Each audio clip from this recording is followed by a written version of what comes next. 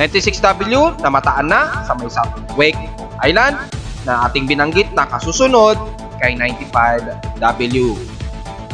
Easterlies patuloy pa rin magmamayagpag at magdudulot pa rin ng mga pag-ulan mula din sa may silangang bahagi ng bansa, lalo na sa Luzon, Visayas at ilang bahagi ng Mindanao, bagamat 80% pa rin ng bansa ay magiging maalinsangan. At ang northeasterlies natin masyadong mataas sa may very extreme Luzon pa rin.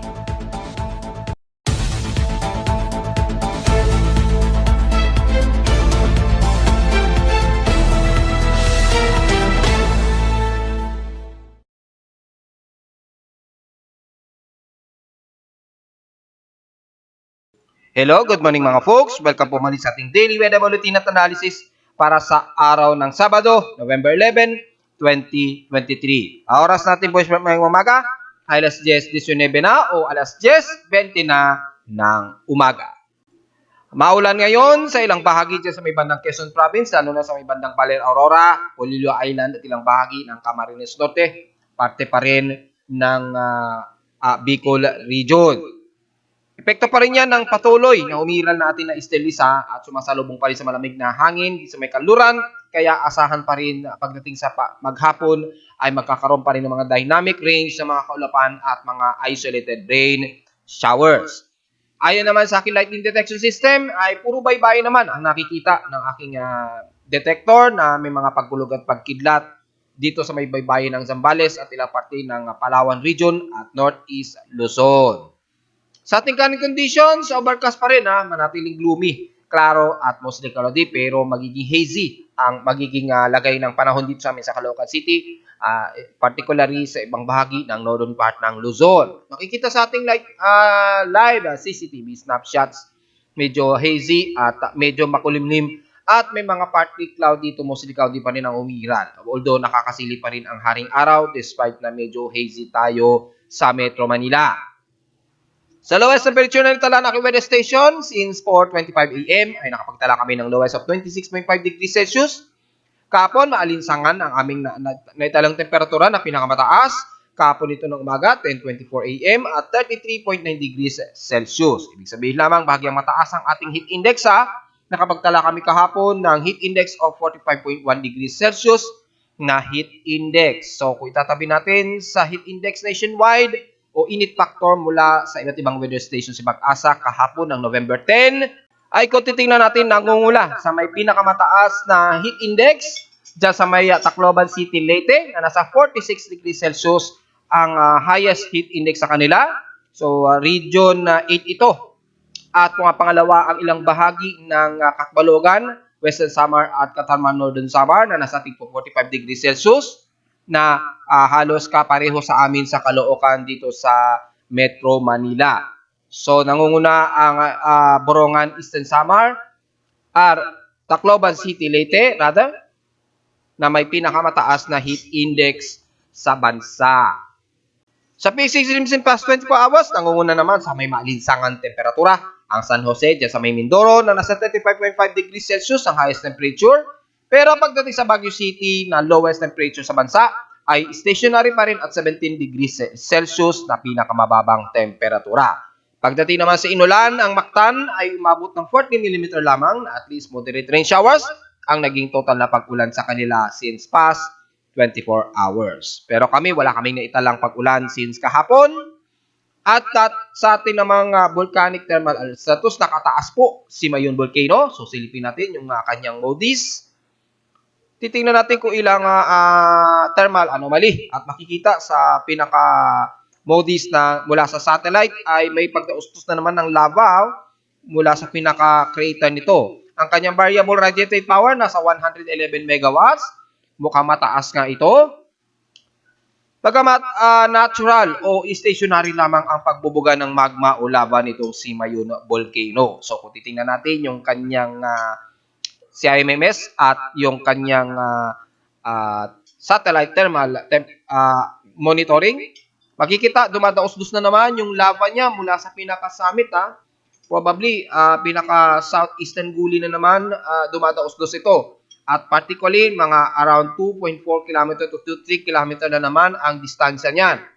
Well, stationary lang naman naglalabas si Mayon. So, pakimatsagan na lamang po yung panatiling activity dahil naratiling 100% yung confidence ng Modis Fire according dito sa ating ginagamit na satellite imagery o monitoring para na monitor natin yung pagbubuga ng magma o ng pag-i-intrusion ng mga lava ng mga bulkan. Samantala, ating outside humidity, katamtaman pa rin at 71% ang ating outside humidity. 1% ito na tumaas since last hour. Nanatiling mataas ang ating barometric pressure at 1,013 hectopascals. Steady ito since last hour. So, mataas pa rin ang ating high pressure area dito sa Metro Manila. So, take note yan mga folks. At sa ating high tide and low tide status, ay may 4 hours and 10 minutes pa to low. So, natiling bahagyang mataas pa ang level ng tubig dyan sa may Manila Bay. Tuloy-tuloy lamang. Pero mga after ng mga at least 1 hour o 2 hours, unti-unti na itong bababa. O to be exact, 2:36 p.m. para sa low tide. So, pag mga oras na yan, layo-layo na po sa pinakapangpang ng Manila Bay. Sa ating almanac, brother, ay sumikat ang haring araw kaninang 5:55 a.m. at inasalulubog ito mamayang hapon 5:24 p.m. At ang ating waning crescent na lamang, 5% na lamang yung illuminated nito. At sisikat naman ito, kinabukasan na po na madaling araw na ito, 4:43 a.m. na. At lulubog na ito sa susunod naman na araw, ng kinabukasan na ng hapon, 3:56 p.m. ito lulubog. O so almost new moon na siya. At sa ating local outlook, para ngayong Sabado at Linggo, nasa magiging partly cloudy ang ating maghapon. Pero may mga inaasahan daw mga pag-ulan sa umaga. At nakikita nga natin kasi may silangang bahagi ng Northeastern Luzon hanggang sa may Camarines Norte, nakakaranas ngayon sila ng mga ilang morning rainfall. Chance na pag-ulan ngayong araw sa Metro Manila, base dito sa aking monitoring ay nasa 67%. So bahagyang mataas ito. Bukas ang Linggo, magiging partly cloudy pa rin ang maghapon at medyo mababa ang chance na pag-ulan bukas at 19% daw. The highest and lowest temperature expected natin in 2 days ay 31 to 33 degrees Celsius and lowest temperature expected ay nasa 26 degrees Celsius. Diretso agad tayo sa ating ginagamit na satellite imagery para sa lagay ng panahon ngayong araw ay makikita natin na may heavy rain potential ngayon na umiiral dyan sa may Quezon Province, sa may Pulilo Island, ilang bahagi ng Baler Aurora at ilang parte ng Quezon Province sa may General Nakar. Sakop na rin ang ilang bahagi ng Bicol Region sa Camarines Norte at ilang bahagi sa silangang bahagi ng Bicol Region. Pagdala po ng pananggalang sa ulan ngayong araw dahil mayroong maging sa umaga ay makakaranas tayo ng mga ilang pag-ulan dyan sa area na aking binanggit, maging sa may bandang Bicol Region. Despite na ilang bahagi ng Bicol Region gaya ng Legazpi at ilang bahagi na Iriga at Sorsogon ay katamtaman ang lagay ng panahon. Pero anytime, unti-unting mag-accumulate ng kaulapan at magkakaroon ng mga pag-uulan, epekto pa rin ng umiiral natin na malakasang easterly wave o easterly wind flow. Ayan. Sa nagbabanggit, meron pa ba tayong amihan? Meron, pero sobrang taas nga lang. At yung shea line, nandito, namamagitan ito sa may bandang Batanes, extreme ng Batanes Group of Islands, yung shea line. So, bandang ang Taiwan ang nakakaranas ng mas malakasang mga pag-uulan epekto ng shea line, mga folks. Hindi masyado sa bahagi ng bansa sa may extreme Northern Luzon, bagamat may mga cold breeze pa rin mararamdaman ang area na yan dulot ng northeasterlies pa rin. Bagamat manipis ito na dumadaloy ang northeasterlies sa may extreme Northern Luzon, yung umaabot sa may bandang Dagupan o Pangasinan area. Manipis lamang yan, kaya nakakaramdam kayo lalo na sa gabi ng malamig at mababang temperatura mga folks. Although mga around stationary lamang ang lamig niyan dahil masyado pang mataas ang portion ng daloy ng ating northeasterlies ngayong araw. So ang buong bahagi ng extreme Northern Luzon, kabilang na ang Apari Cordillera Administrative Region, Cagayan Valley at ilang bahagi dyan sa may bandang Isabela ay makakaranas ng partly to mostly cloudy at mga ilang localized thunderstorms. Epekto ng cluster ng kaulapan na ito na namamalibot din sa may bandang Baler area and Quezon Province, especially sa Pulilo Island. Sa area na yan, makakaranas ng mga ilang maulap at kalat-kalat na pag-ulan. Ano yung mga pagkidlat at pagkulog? So ingat po sa mga, lalo na sa mga mangingisda natin na nangingisda ngayon dyan sa paligid ng makapal na ulap na yan dyan sa Quezon Province. Pero mula sa Ilocos Norte hanggang Ilocos Sur, kabilang na ang Benguet, Baguio City at Dagupan o sa bahagi ng Pangasinan at Zambales, magiging katamtaman ang lagay ng panahon. Kahit na silipin natin yung dust layer, manipis lamang ito. So mga ilang partly cloudy ang iiral at medyo maganda at maganda ang ating klima o alinsangan. Medyo maalinsangan ang area na yan despite na may mga partly cloudy na iiral at maninipisan lamang ito. And the rest ng Central Luzon, pababa po ng Metro Manila, magiging partly cloudy na iiral dahil yung extension ng cluster nito na galing sa may Eastern Luzon, dyan sa may bandang Polillo Island ay nagpapang-abot dyan sa may Quezon City, papasok ng Caloocan City, kaya kung ngayon makikita ninyo medyo partly at makulimlim ang ating himpapawid ngayon. Bagamat katamtaman ang lagay dito sa Metro Manila at ilang bahagi ng Central Luzon, mas maaraw ang mararanasan ng mga taga Central Luzon at ilang bahagi ng Zambales hanggang dyan sa may Olongapo.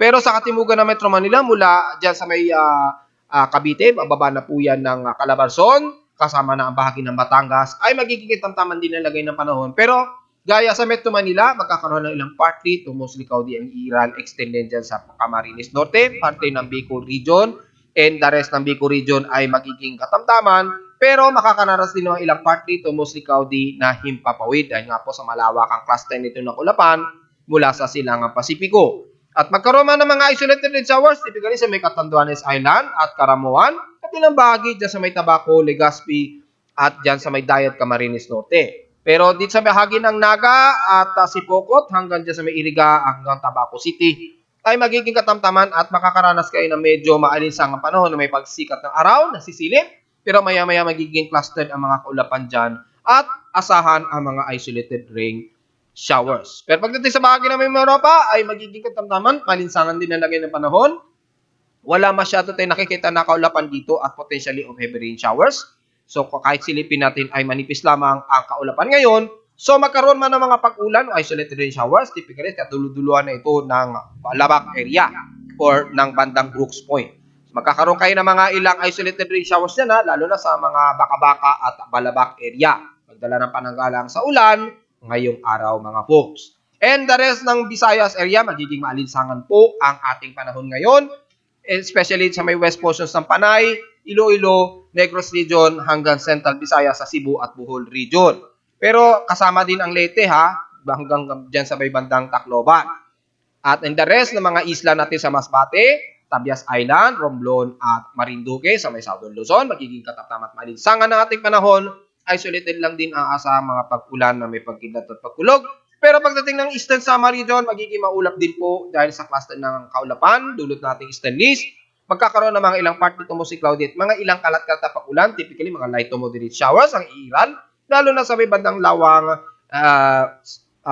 Northern Samar at ilang parte ng Mapanas, pababa na sa Policarpio, Dolores, hanggang dyan sa may bandang Borongan City, Eastern Samar, magiging partly to mostly cloudy, pero mas mangunguna ang medyo mataas na heat index ngayong araw mga folks. Magkaroon man ng mga pag-ulan, typically hanggang light to moderate showers ito, at minsan ang heavy rain showers na hindi naman nagtatagal ng mahigit sa 30 minuto. And the rest ng Mindanao, magiging mas maalinsangan po ang temperatura natin dyan mga folks. Mataas ang heat index, huwag po masyadong magbibilad sa araw. Mula dyan sa Northern Mindanao na po hanggang Southern Mindanao na po, magiging mas maalinsangan ng ating panahon, maging dyan sa may Davao Region, bandang Sorsogen, mula General Santos Coronadal hanggang Cotabato. Mainit po ang ating temperatura dyan at maaliwalas ang ating himpapawid hanggang bandang Zamboanga Peninsula.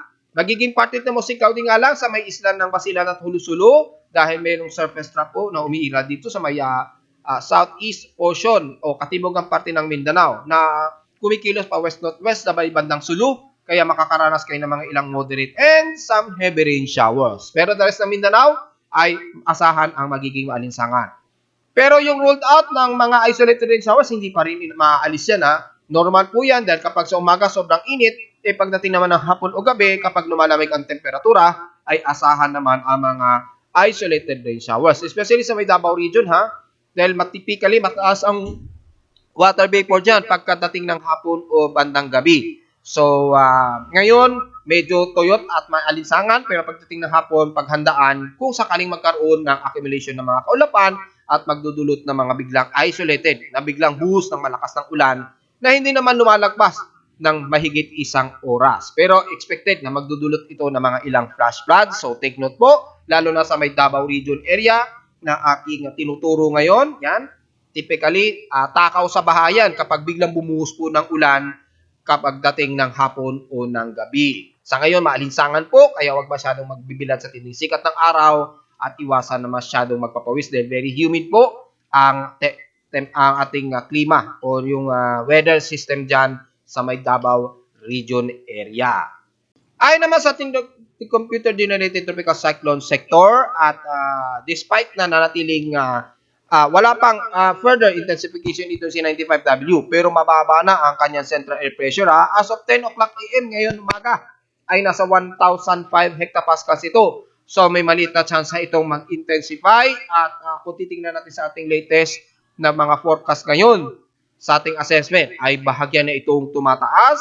Babanggit din kay Meme ang konti. However, may kasunod nga ito si 95W, kababanggit ko lang 2 days ago. Ito na nga po ay tinawag ng si 96W.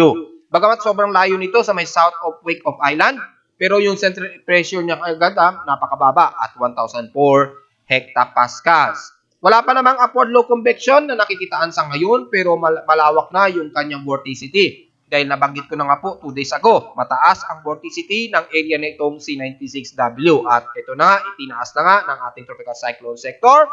At kung titingnan natin sa satellite imagery ay nasa bandang Marshall Islands section ito o south of Wake of Island. Pareho ni 95W, medyo kumikilos ito, kanluran pa rin patungo ito sa may bandang Roro o ng Maricunician region. So, titingnan natin. Mga next week na natin makukumpirma yung significant na paglapit nito kung sakali sa malapit sa may border ng ating Philippine Area of Responsibility. Mahigit 4,000 km pa naman kasi ang layo nito mula sa silangan ng Mindanao sa labas ng ating Philippine Area of Responsibility. Sa ngayon, natututukan natin ay si 95W dahil may maliit na tsansa na itong maging isang active low pressure area at may maliit din na tsansa na maging isang ganap na bagyo. Dahil kung sisilipin natin ang tropical cyclone assessment monitoring natin ngayong araw, dahil since 2 days ago, binanggit ko na nga po na ang ating West Pacific Basin, naka-active na nga po ang dalawang ito bukod kay 95W. Ayan, si 95W. At ito na ngayon, si 96W, which is itinaas na nga ng aking tropical cyclone sector. Diba? Tama po ang aking analysis. At makikita natin sa ating global spectral model na ating ginagamit ay yung kasunod na si 96W ay nakikitaan na rin dito sa ating global spectral model. At inaasang pagpasok nito ng bandang November 15 o 16, itong si 95W ay makikita natin na susunod itong si 96W na kumikilos pakanluran. At base sa ating global spectral model, may maliit na tsansa nito na maging isang active na low pressure area. Pero yung mag-isang ganap na bagyo na natiling uncertain pa rin o maliit pa rin ang tsansa na maging isang ganap na bagyo sa ngayon. Pero yung pagiging shallow active low pressure area ay maaari itong itaas at depende sa magiging atmospheric pressure nito. At kung pagpasok nito ng ating Philippine Area of Responsibility, bandang 15 ng November o 16 ay maaaring umabot ito ng tropical depression at tatawagin at paring dito, this time, tatawagin na sa ating tropical depression, Kabayan. Yan ay magdedepende. Pagpasok nito ng ating Philippine Area of Responsibility or before, just in case, bandang November 15 or 16 ng madaling araw, just in case, at ito ay bumaba ng 1,004 hectopascals at mag-stationary ito sa may silangang bahagi ng Mindanao, sa may bandang Surigao del Norte, ay dito ay posibleng itaas at tatawagin natin sa local name na Kabayan this time. Sa tagal na inaantay ninyo si Kabayan, baka dito this time ay si 95W ay mapupunta sa kanya ang pangalang Kabayan. So sa mga taga Surigao del Norte, diyan sa may bandang Eastern Mindanao o bandang Gian, Eastern Samar. Kung naalala ninyo yung kilos ni Odette dati na sumalanta dyan sa area na yan, halos kapareho ang magiging track nitong si 95W o kung sakaling lumakas ay magiging si Kabayan ay dyan uli ito ay lalapit dyan sa inyo sa area na yan. So take note mga folks, ang progress pa rin natin ng forecast days natin forecast range nito ay hanggang November 16, 2023. So expected na papasok ito ng ating Philippine Area of Responsibility by November 15 or madaling araw ng 16, 2023. So probably mga next Wednesday ito or ng next Thursday next week. So, i-prepare natin ito at paghandaan just in case, lalo na sa mga magaganda ang resort dyan sa may Surigao del Norte. Bagamat under inconsistent pa kung ito ay tudong lalakas, ay at least mapaghandaan at least mabantayan natin ang galaw ni 95W dahil posible pa rin kasi talagang ito'y mag-iisang ganap na talaga na bagyo pagkapasok ng ating Philippine Area of Responsibility. Samantala, yung kasunod nga na si 96W ay kikilos din ito pakanluran at lalapit at inaasahang by November 15 ay nasa may bandang southeast na ito ng Guam according dito sa ating global spectral model sa kanyang mean sea level pressure at makikitang active na ang pagbaba ng atmospheric pressure. Bakit masyadong mababa na ang track? Kaya nga ng ating monthly forecast track ng mga cyclone para sa month of November. Inaasahan kasi natin ang mga high pressure area sa may extreme northern Luzon ay naka-align dyan sa may bandang China hanggang Japan. Yung mga high pressure na yan ay mamumutaktik kasi yan sa may hilagang parte ng ating bansa. Yung mga yan, yung mga high pressure systems na yan, ay magdudulot yan ng mga malalakasang range of high pressure area dito sa may bandang Luzon, which is ang tendency ng mga anumang low pressure area na mabubuo, mabababa talaga ang magiging track niyan. Typically, mga gantong month o November o December, talagang mababa ang nagiging track talaga ng mga low pressure area o anumang bagyo na mabubuo. Expected na natin yan na either may mga bandang Eastern Visayas ito tumatama or may bandang pagitan ng Northeastern o Northern Surigao del Norte o pagitan ng Surigao del Norte o Guian Eastern Samar. Diyan ay madalas nagtatraverse yan at tatagos ito ng bandang Palawan. Yan. Typical yan sa mga forecast kapag month of November or ng December mga folk. Oras na may mga bagyong nabubuo. Dahil nga po sa series of high pressure areas sa may hilaga, malabo po na nagpo-project ang mga bagyo pataas o lalapit ng bandang Luzon. Case to case na lamang kapag tsumamba na ito ay kumilos pa norte or lumapit bandang Bicol region. Depende yan kapag ang high pressure area sa itaas, medyo umangat ito ng konti or medyo numipis. Kapag numipis yan at nataong may low pressure area, tendency may mga maliliit na senaryo na tumataas yung track niya. Pumupunta ito sa may bandang Bicol region, which is nangyayari yan minsan, bigla tumatagos ito ng Metro Manila at lalabas ito ng bandang Zambales. So, take note yan mga folks ha. Bantayan natin maigi itong C95W dahil pwedeng mag-isip kabayan ito anytime by next week. Probably Wednesday o Thursday ito makukonfirm natin. So, abang-abang na lamang mga folks. At sa kanyang mga computer models, halos nagtutugma na lahat ang mga forecast mula kay JMA, GFS, ECM, WF at NABGEM. At dahil tugma na po ang ipinapakita ng mga computer models, mataas na ang chances of forecast nito na magiging isang active low pressure area or typically magiging active o magiging ganap na bagyo. Paglapit nito sa may silangang bahagi nga ng bansa sa may bandang Mindanao o bandang parte ng Eastern Visayas. So abangan natin itong maigi by next week. Diyan natin makukumpirma maigi yung mas closer na accuracy nitong C95W. Samantalang C96W, very insignificant pa sa ngayon na ito ay magiging isang ganap na bagyo dahil masyado pang malayo ito May masyado pa siyang malayo. So mahaba pa ang magiging observation natin kay 96W. Although sa mga computer models, pinapakita na nga po, nung isang araw pa po, nabanggit ko na nga po yan na may susunod kay 95W at according kay NABGEM ay aggressive na nagkaroon na ng sirkulasyon itong si 96W. Maging kay ICON at GEM ay active na nga pong nagsisirculate itong C96W. At itong C95W at kung sakaling tuloy-tuloy yan, inuulit ko, tatawagin natin yan sa local name na Kabayan. At yung track niya ay magiging halos katulad ni dating bagyong Odette na nalalasa dyan sa may bandang Surigao del Norte at bandang Guian Eastern Samar. At tumawid nga ito ng Central Visayas kung naaalala ninyo. So typically magiging ganyan ang ipinapakita na track nitong si Kabayan kung sakali or 95W kung hindi ito maging isang ganap na bagyo.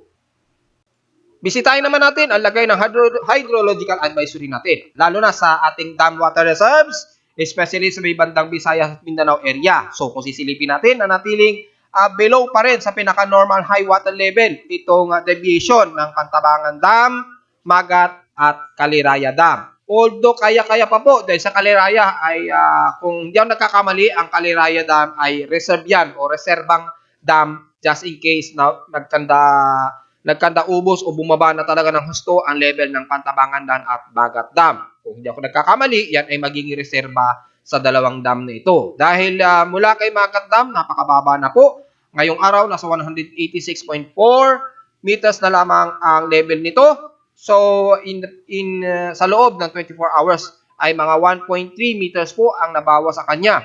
Kay Pantabangan naman ay although maliit naman pero mababa yung kanyang reservoir level niya ngayon at 201.14 meters compare sa pinaka-normal high level water deviation niya at 221 meters. Ang layo po. So, halos 19.86 yung kulang sa kanya para mag-normalize. 19.86 meter po ang kakulangan nitong Pantabangan Dam. Pero the rest mula San Roque ay ganun din, halos 11.15 ang kakulangan niya na level. Although medyo kaya-kaya pa o considerable, pero tipid-tipid na lamang muna sa paggamit masyado ng tubig dyan dahil paghandaan ninyo kung sakaling tuloy-tuloy ang epekto ng ating El Nino. Pero mula sa may bandang Binga Dam, ang Buklaw, Lamesa, Ipo at Angan Dam, wala naman tayong masyado magiging komento dahil sapat lamang ang global ng normal ng high level water nito. Alos malilit lamang ang difference at 1 meter lamang. So, okay, acceptable naman yan na yung kakulangan niya ay napakaliit lamang o very small amount lamang ang naging kakulangan. So, wala tayong magiging comment dyan.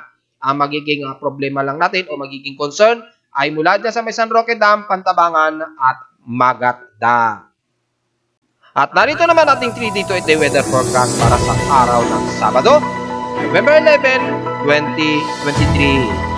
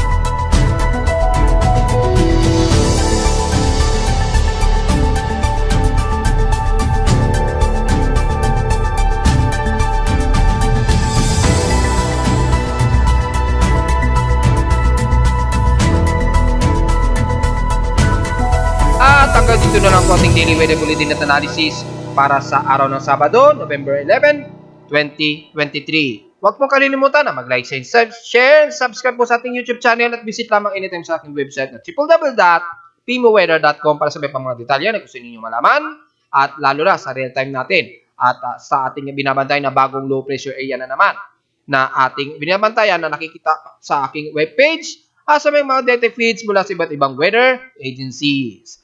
Maraming salamat po mga folks at magandang araw po sa ating lahat.